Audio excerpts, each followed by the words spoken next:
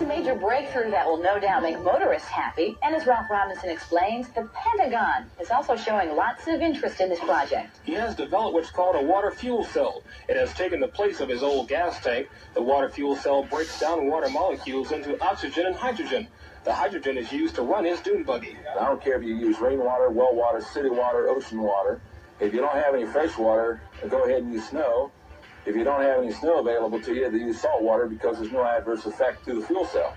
The Pentagon flew a lieutenant colonel in last week to look at Meyer's invention. There's talk of possibly using it in the Star Wars defense program and to run army tanks. Myers is currently perfecting a water fuel cell for cars. It will cost about $1,500. He says it won't need any maintenance and you won't have to replace it. We have people like Stan Meyer. And you've heard this, people think, is it an urban myth or not, that Mr. Meyer had a car running on water that had one of these electrolyzers that would take water dissociated into hydrogen and oxygen and run it in real time without a fuel cell, without storing it. Yes, he did. Unfortunately, he falsified all his patents, which vitiated their legal viability because he didn't want anyone to know his little secret. And then he died mysteriously after he was meeting with some people from NATO. Ran out of a Cracker Barrel in somewhere, I think, in Tennessee, and collapsed in the parking lot saying, "I've been poisoned, I've been poisoned, I've been poisoned." Now, my team has met with his twin brother who actually did the circuits for him in the 80s and 90s. And this is a very doable, reproducible experiment if we had a laboratory, which is what we've been calling for the funding to do. But what Stan Meyer did, and this is something I'm going to go into, what have been the mistakes? How can we learn from the mistakes I've made in the last 15 years, but the mistakes others have made in the last 24. So if I were to drop dead tonight, one of the reasons I'm making this film is I'd like for people to know, have the benefit of what I've gone through and what I've learned, because it is not obvious. It is very counterintuitive. Like most inventors, and I've never had this mindset, Stan Meyer felt that, well, he can monetize this by keeping it, the little secret formula, putting a patent into the patent office, but not putting all the detail in so no one else could really reproduce it. But of course, if you can't reproduce the technology from the patent is useless, as you know, and you can talk to any patent attorney. That's the whole point of a patent, is to protect it. Otherwise, you keep it a trade secret, like the secret ingredients of Coca-Cola. And what happened is that he died before he could really find a way to move it out, because about the time his little invention became known, where even wastewater could be used to run your house or car through a generator just burning hydrogen and oxygen gas, which has zero pollution because you have water vapor as the tailpipe, which you can actually put back into the system and keep using it, the water. You're just pulling out the energy equivalent of the bonds, the atomic bonds, and the way that you're breaking them at very low power is what I'm going to keep referring to as this magic sweet spot. High voltage and very specific resonant frequencies depending on the substrate. By substrate, I mean water, crystalline material, air, magnetic coils. So you think of those as substrates, but the principle is what you need to understand. It's very high voltage, specific resonance, and we're not talking 110 or 220, thousands or millions of volts at very, very specific cycles per second, resonances, depending on the material. That opens what's called a Poynting vector into the zero-point energy field. And bound. Then you're going to hit that sweet spot. You're going to go, quote, over unity, meaning you're getting more power out than in. But unfortunately, Stan Meyer, while he had an authentic system, and he had really, people say, how did he come across this? An accidental empirical observation, which is really the sort of the springboard of many sciences, an accidental observation by someone who's astute. And he worked at a radar plant, and he observed that under certain frequencies and voltages, water just went. It was quite an accidental observation. He went, wow, because H2O, 2 hydrogen and 1 oxygen, you can burn it. And when you burn it, there's no pollution. All you have is water vapor from the result of burning it. So he went, wow. So he started experimenting, and his twin brother Steve helped him eventually develop the circuits. Now, because he wanted to keep this secret, and he did not disperse in an open source way that technical information, everyone who's tried to reproduce it hasn't been able to, because they haven't, A, understood the concepts very well, and then even if they have been approached eventually and threatened. And we're going to talk about the suppression and the threats that go with this kind of technology, which is real. And when he was developing this, he eventually discovered that he could use a material that was in a magnetically charged sort of liquid in a toroid. A toroid is a donut, like it looks like a, okay. And this was an electromagnetic generator. It didn't burn any so-called Brown's gas or water turning it into hydrogen and oxygen. And this object was the big secret of his portfolio that we were trying to acquire a few years ago, 5 or 6 years ago, those of you who followed our work. The heirs of the Stanmeyer collection wanted to sell it. And we had a few $100,000, but we didn't have millions. So we lost. And it went to a corporation that's in Michigan, which is all we need to talk about, that has been working on it since. And they are making the identical mistake that Stanmeyer made. They're doing it secretively.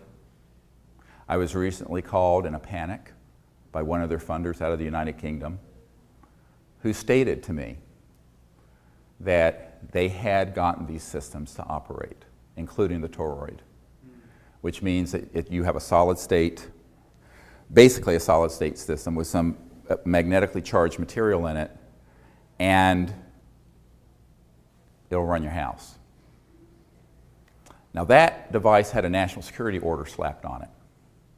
And most people, Stanmeyer never spoke of it because he was told, if you speak of this, you're violating the National Security Act and we'll seize it and you'll be in prison. So we knew this from someone who had worked very, very, very closely, because this man who'd worked closely with Stanmeyer said, forget the car running on water. That's nothing. Look for the toroid. So when we went there to the storage facility where all this stuff was kept, it was there. And all the binders and all the inventor's books and all the manual, everything was there. We went, oh, wow. We made appeals to the public. You know, I'm a doctor and I'm doing okay, but I'm not rich enough to just lay out several $1 million. I can't write a check like that. So we did what we could, but we lost. Now, when Stanmeyer had this, of course, he wasn't prepared to go mano a mano with the national security state because he was afraid. I mean, they made it very clear. You're going to prison, and that's that, or worse. At a certain point, after he passed away, that all this stuff, as I said, went into storage. So from 1996 to 2009, whenever it was, a few years ago, it was just sort of, nobody knew what happened to it. Then it surfaced. And we were really trying to do it. The tragedy of today is that in the last month or so, I got this phone call. And I had predicted at the time that that collection disappeared.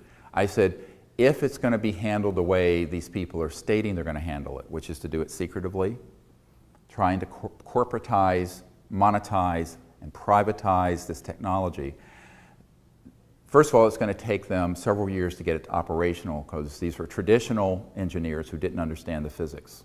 So you've got to get the right physicists and engineers on your team. And folks like myself who've seen these things in labs. We'll talk about this. I've been to classified labs where I've seen them operating. The second thing is that you have got to do it, cameras rolling, streamed on Ustream. Sounds crazy, doesn't it? Would Silicon Valley ever buy into this, or Microsoft or Google or Apple? No, because everything's about patents and secrecy and getting over on your competitor. But if you play that secrecy game, guess who's going to be watching everything you're doing in real time, keystroke by keystroke on every computer in your lab? The National Security Agency and the National Security State. The instant you hit the eureka moment, they're coming in with an NSO, a National Security Order, and you're shut down. That's what happens. And unfortunately, that is what has now happened to this group out of Michigan, where they are being threatened and they are trying to relocate their entire lab to a friendly country. So I talked to this man out of the United Kingdom, I won't say what his name is, who's been helping fund it, I mean millions of dollars. And I said, look, there are no friendly countries. You put this in the Amazon jungle, there's a E-Systems Raytheon facility there with security people who will come in. Where are you going to go on this planet that's beyond the reach of the, what I call transnational superstate of security? Because it is transnational. So there's this naivete, and I'm speaking now to all you inventors out there and all you people who live in the world of inventions and patents and secrecy. There's no place you can hide. And there's no place you can run. Believe me. Please believe me when I tell you this. And therefore, you must do it openly with the whole world watching. Good phrase from the 60s. The whole world's watching. Now, 10 years ago, you couldn't have done that. There wasn't Ustream and Yahoo and whatever, YouTube and all this stuff. Now there is. So, not the bathrooms of the lab, but all the workstations of the lab, real-time streamed on the internet, and invite people to see it. Someone comes in with a national security order, you caught them red-handed. And then I'm on every network I can get on, and I've been on almost every network in the world saying, the technologies that would save the environment, get us off oil, are being ruthlessly suppressed by a rogue group of people who are not being supervised by the President and the Congress, and without the consent of the people. This is an illegal act, and we need people to help us. Where we do it open source, multiple points of collaboration, and you take something that is a level 1 free energy system and move it to a level 500 in 12 months by open source and collaboration. That could happen, but someone has to be willing to understand why this strategy exists. It isn't that I'm trying to rob anyone of their hard work. It's because I'm trying to save their life. And I'll give you an example. The Orion project, which is an energy division of my operation, you can see on our website, we were bidding with a group, we didn't know who they were, to get the Stan Meyer, the water-fueled car. But that wasn't what we really were after. In that collection was a toroid, a donut-shaped electromagnetic system that had a national security order on it from the 80s. And it was in the collection, and we were given a heads up about it by someone who had worked with Stan Meyer. So my group only had a few $100,000. A group out of Michigan came in with several million and outbid us. And I said at the time, if they do this secretively in a proprietary way, they are in mortal danger. I've just had it confirmed in March that they've all been assassinated. So, yes. And so, the problem with the engineers and physicists and inventors is that they may be brilliant in that area, but they don't know what the strategy has to be here. That's what I want to do. My wife has to hook up the computers and TV. I don't do that. Very fierce and rather nasty things done to people who try to bring them out, up to and including killing them if necessary. I mean, it's suspected that Stan Meyer, who had a car that ran on water using a type of electrolysis, was killed. In fact, right before he collapsed, he says, "I've been poisoned," and collapsed. It's a major breakthrough that will no doubt make motorists happy. And as Ralph Robinson explains, the Pentagon is also showing lots of interest in this project. He has developed what's called a water fuel cell. It has taken the place of his old gas tank. The water fuel cell breaks down water molecules into oxygen and hydrogen. The hydrogen is used to run his dune buggy. I don't care if you use rainwater, well water, city water, ocean water. If you don't have any fresh water, go ahead and use snow. If you don't have any snow available to you, they use salt water because there's no adverse effect to the fuel cell. The Pentagon flew a lieutenant colonel in last week to look at Meyer's invention. There's talk of possibly using it in the Star Wars defense program and to run army tanks. Myers is currently perfecting a water fuel cell for cars. It will cost about $1,500. He says it won't need any maintenance, and you won't have to replace it. And he had other technologies that already had national security orders on. My group was going to acquire them. It's a very interesting story. He had a toroid, it looked like a donut, that had a national security order on it from the 80s that would run your house. My science advisor and team went to go see this after his heirs made it available for a group to buy. We, at that time, didn't have the resources to get it. An engineering group got it. They were all subsequently assassinated, all of them, except one. One survived. That was up in Michigan. So people don't realize the kind of things that will be done to maintain the hegemony over a fossil fuel based or nuclear power based and utility based centralized energy generation system that benefits a very small elite. And we're talking hundreds of trillions of dollars. If you add up the value of all the oil, gas, coal, nuclear power, public utilities, etc., it's hundreds of trillions of dollars conservatively. And for that, you run into a big buzzsaw. So I think people, a lot of these industrialists that I've met, or people who are, quote, high-tech, I say there is no high-tech out there. Our civilization has no high technology yet, except in a classified project. The things that are the fundamental energy and power sources that would run a planet properly. So we're a level 1 civilization, peaceful, not destroying the environment. Those have been viciously suppressed for 100 years. And so I've often called this the lost century, where there's an entire century of lost evolution, technology, social development, economic development, et cetera, and so on, because of these big, corrupt, fascist industrial interests. And it was like that in the late 1800s, early 20th century, the time of Nikola Tesla, and it's true of that today.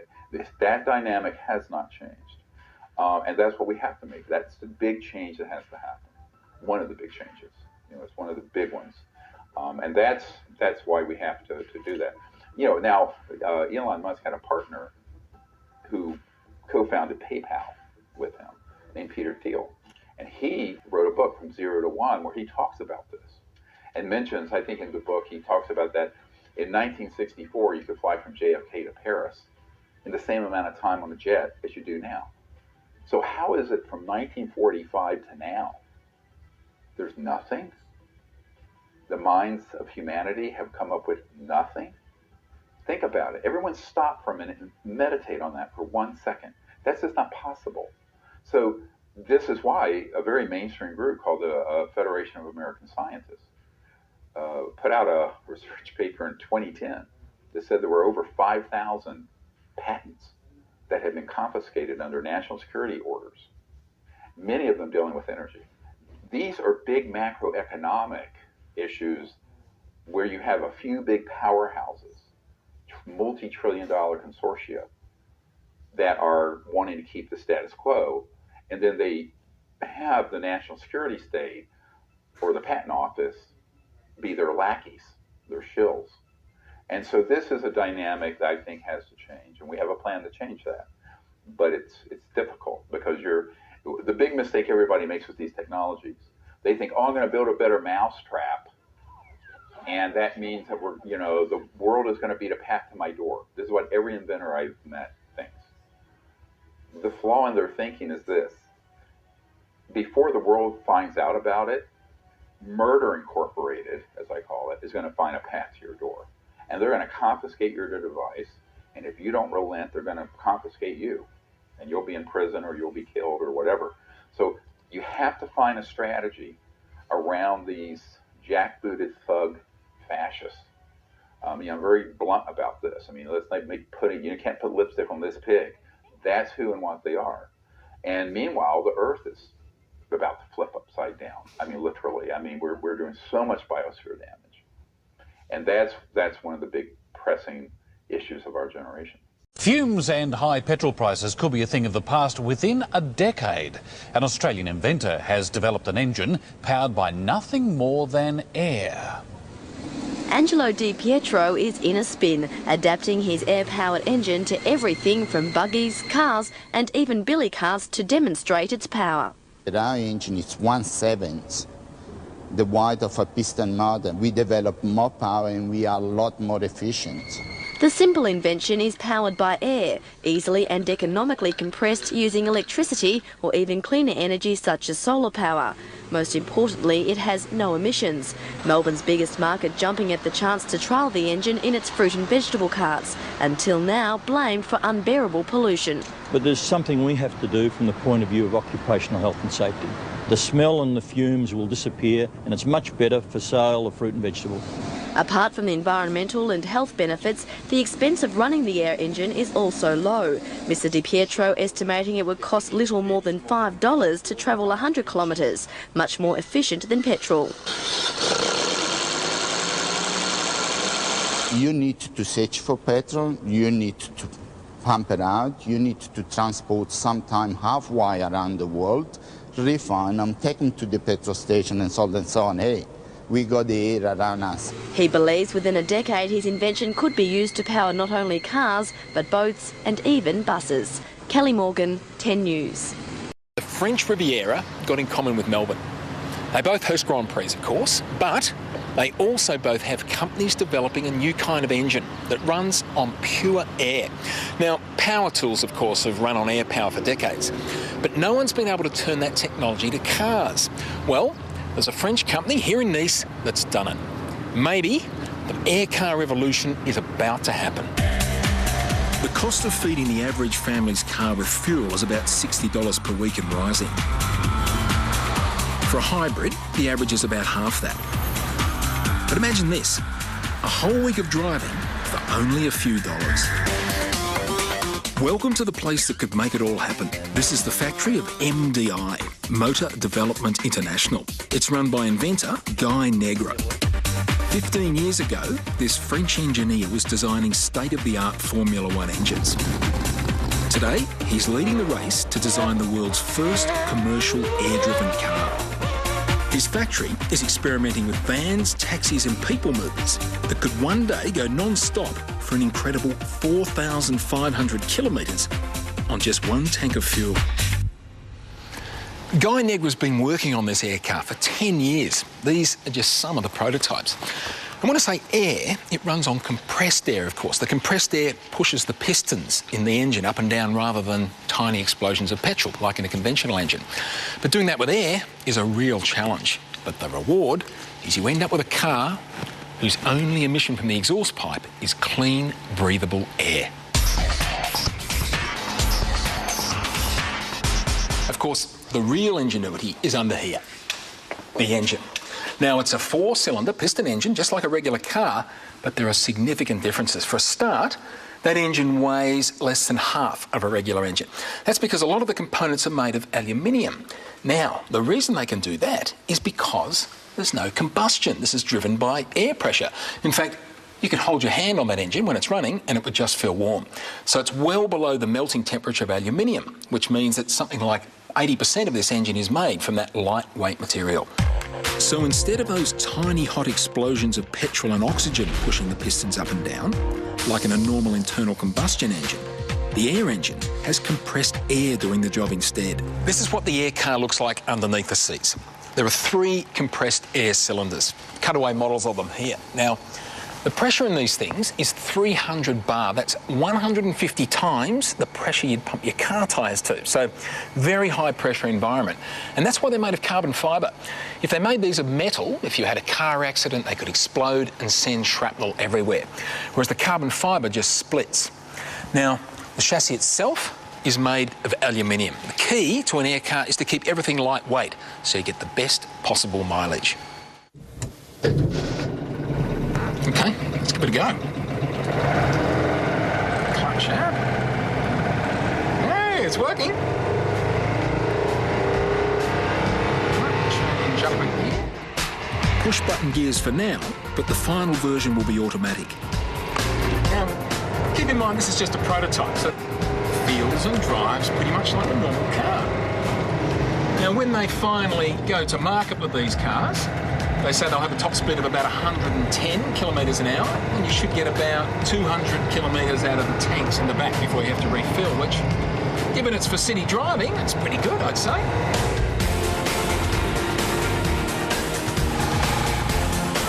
The car could be refilled from a compressed air service station in just 3 minutes. Or plug it into a power point at home and the onboard compressor will do the job in 4 hours for about $2 worth of electricity.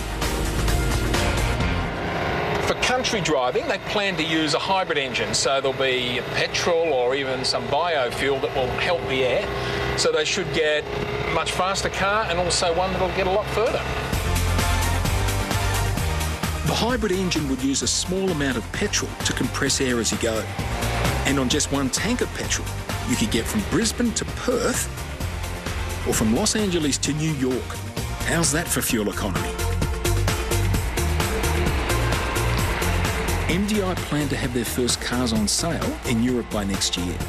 Engines will be available in 2, 4 and 6 cylinders, with car prices starting from less than $15,000. Later in the show, the Melbourne, Australia part of the story. The backyard inventor with his own air engine, and it's a little beauty. Earlier in the show, we showed you how one man's passion for air could save us a fortune at the petrol pump. Well, 16,000 kilometres away, a very different air engine revolution is taking place. I'm at the wholesale fruit and veggie market in Melbourne. 6 o'clock in the morning, and as you can see, it's total chaos here. Not the sort of place you'd expect to see the demonstration of a brand new technology. Yet, that's exactly what we're about to witness. The markets are noisy and pretty polluted thanks to all those petrol and gas-powered trolleys and forklifts. Engineer and inventor Angelo Di Pietro is hoping to put a stop to all that, using his own air engine-powered trolley. The remarkable thing about Angelo's engine is its size. This is the petrol engine that came out of that car, and he replaced it with this. It weighs just 13 kilograms. And the reason that's possible is its ingenious design. Instead of pushing pistons up and down like in a conventional petrol engine and in the French air motor, here, compressed air moves a single rotary piston around to power the central drive shaft. The beauty of the design is that the engine parts hardly touch. A layer of air cushions the rotation of the piston, so there's very little loss of energy to friction, and so very little loss of power. In a normal car, much of the engine power output can be lost running the engine itself and things like the gearbox. Angelo's rotary engine will be much more efficient. There's no gearbox, few parts to move, and the engine itself is incredibly light, so much of the power goes straight to the wheels. Its size to power ratio is incredibly good. There's not many car engines that you can hold in your hands. And Angelo has plans for a new engine weighing just 6 kilos, less than half the weight of this one. For 30 years, Angelo has dreamt of creating the perfect air engine. And he's got home video evidence that his rotary air motor has got many more applications than just the veggie markets. It works on water, in cars, and is powerful enough to pull heavy loads. Angelo is still refining his engine. When the trolley is ready for the markets, there'll be no more dangerous fumes and it'll be simple to refill. To fill up, of course, you don't need petrol, just a bit of compressed air. Takes about 2 or 3 minutes to fill up, and for that you get about 2 hours of driving. The trolley's already got the thumbs up down at the markets. So you reckon this is the future? It's gotta be, mate. This is the invention that is gonna help the environment, it's gonna help the health of people, and it's gonna generate many thousands of jobs. So on different sides of the world, in different ways, 2 men are doing what was once thought impossible and changing the way we could all live beyond tomorrow. Everyone looking to save some money on gas. And so when we heard of the car that runs on air, we just had to send our correspondent to check it out. ABC's Nick Schifrin tonight, running on empty. It may seem hard to believe, but this rust bucket could be the car of the future. So when I look in here, I see a garbage can. Yeah? That's correct, yeah. I see piece of wood and I see some random string. I mean, this is totally homemade, right? It is, yes. Oops. Meet inventor Peter Dearman. His car needs no gas, no batteries, only air. Have you ever seen Back to the Future? Oh, yes, yeah. I need fuel.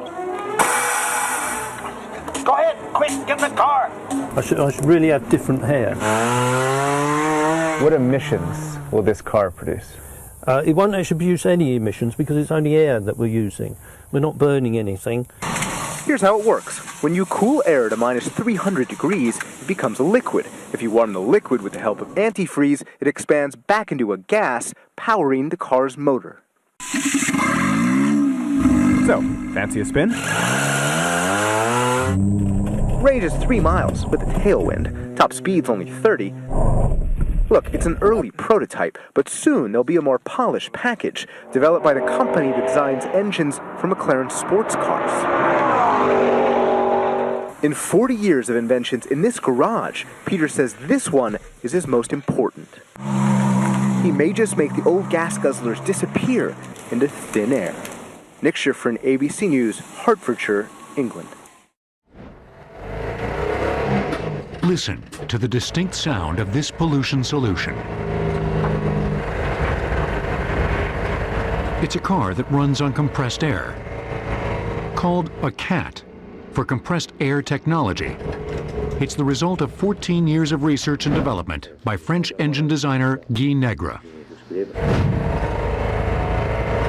With the CAT, Negre has created a car that produces zero emissions. The premise of this project was that in order to run a car, particularly in town, you need very little energy. And with compressed air, you can accumulate enough energy to do that. Compressed air has long been used as a power source for various tools and equipment.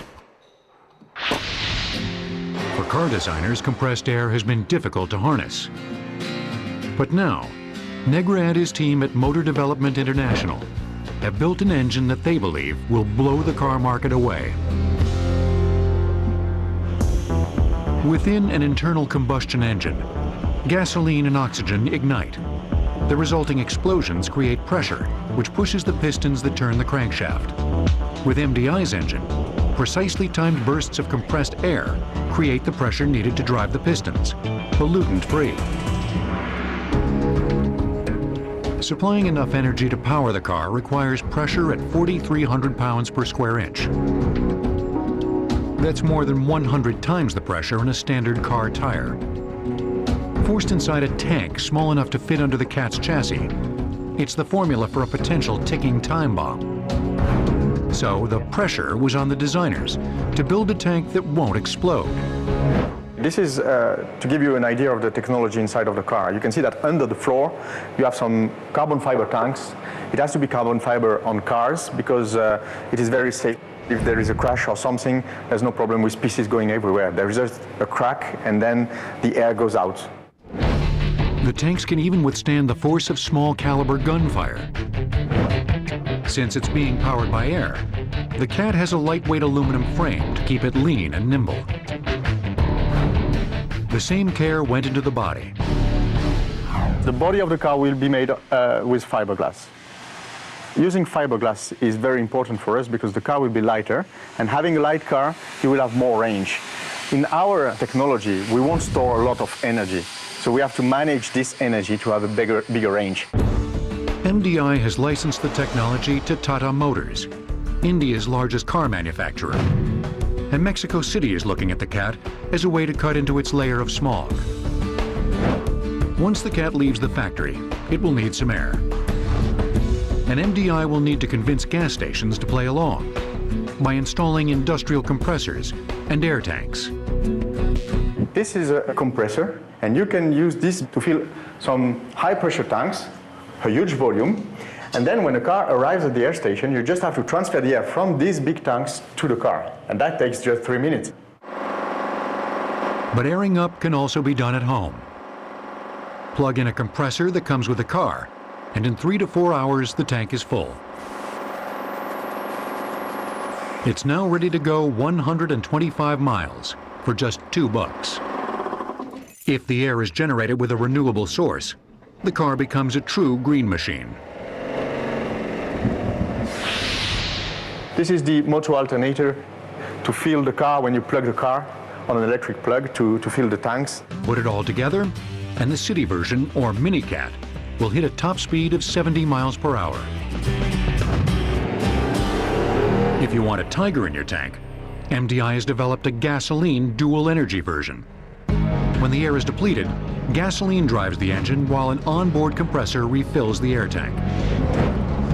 Alternating between the two fuels, the hybrid will hiss along for an amazing 600 miles on one small tank of gasoline. The first car targeted for early production is the Mini-Cat. If you think it looks strange from the outside, take a closer look at the steering wheel. This is why we've put the driver in the middle. Having the driver in the middle, you can put it a little bit more in the front of the car, so you have more volume for the trunk. This is the basic idea. But then also for us, it's more simple to use this car in England and France, for example. There's no problem because the driver is in the middle. Right side steering, left side steering, it doesn't matter. Guy Negre has made a car for everyone. Costs for the Cats will range from $7,000 for a 4-cylinder Mini-Cat to $25,000 for a 6-cylinder family car. Negre's determination to be eco-responsible extends to manufacturing as well. We are going to expand the industrial concept we came up with, which is to make cars in small factories located within the market. It is an original concept. It's very important for the economy, for social issues, pollution issues, and the environment. The compressed air car works. Now all Guy Negre needs is the support of the public and the automobile industry. Breakthroughs are always difficult, especially technological breakthroughs, because the industry generally follows the direction that has already been established, and they don't like to see someone trying to change the course. But today, there is a worldwide need to change the course. We do it every day without thinking. Start the engine, drive around, fill up with fuel, pay a lot of money, and then pollute the atmosphere some more.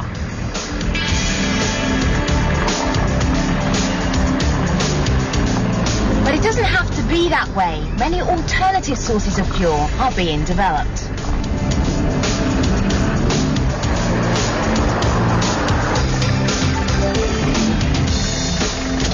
One of them is created out of thin air with an ex-Formula One engineer in the driving seat.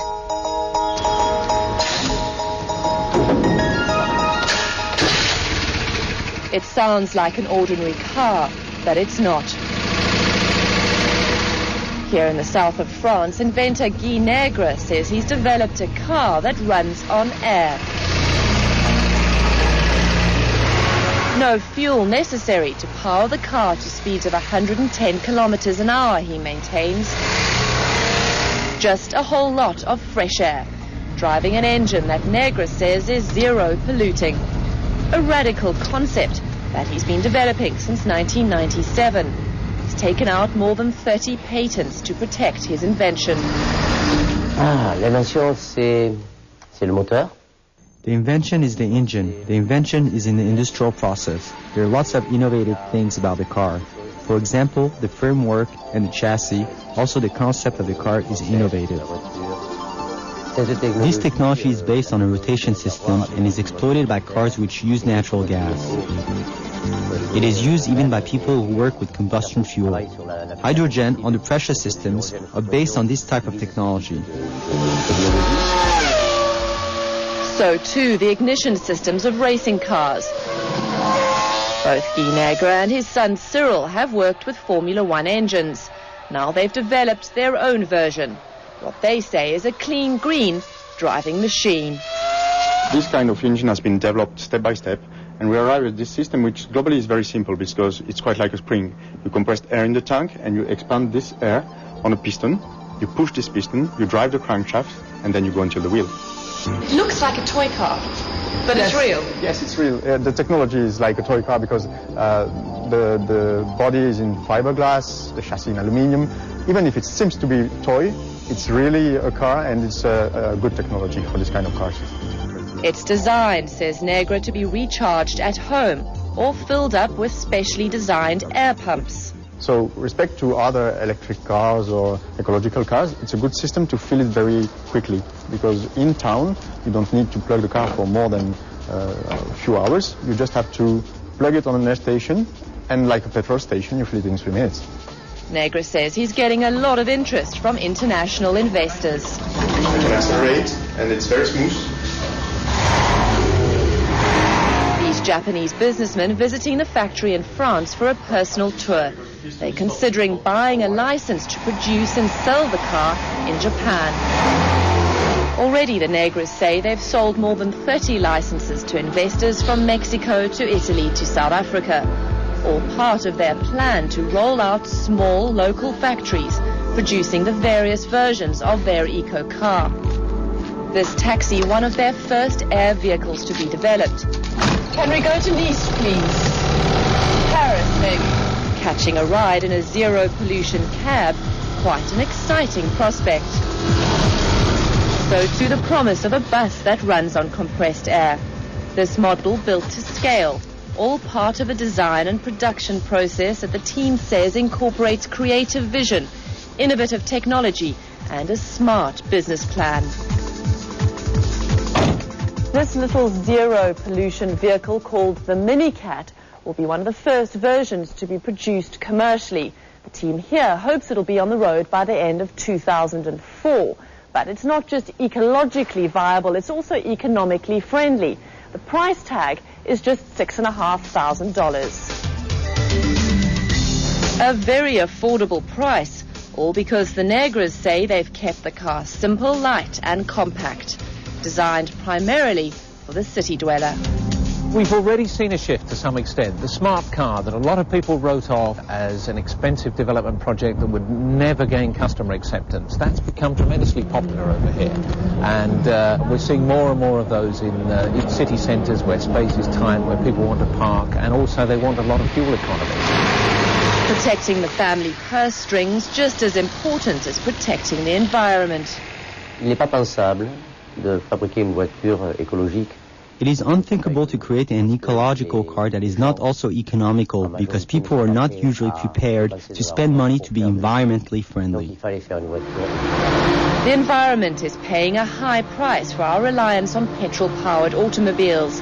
It's generally agreed by scientists that gas emissions contribute towards global warming and a host of other environmental evils. I think everybody knows that it is necessary to create environmentally friendly cars. But is his vision just too good to be true, and is it safe? Some motoring experts are still skeptical about the concept. The thing is that with the air-powered car is that they must have solved quite a few technical problems that have nagged other developers. One of those is trying to compress enough air into a tank that is not dangerous and you can carry around and won't rupture in an accident, that will give you good extended range, good mileage and good economy. Questions that'll only rarely be answered when the car can be vetted by independent engineers and goes through crash tests. The first models are due to be rolled out by the end of the year. That's when Guy Negra's dream of putting a non-polluting car on our roads will be put to the test. Until then, though, they need to be careful about who they let drive their prototype. Oof. Robin Kerno for Global Challenges in France. Oh, they should have let me drive. We've got to go right now, but email us at global.challenges@cnn.com. I'm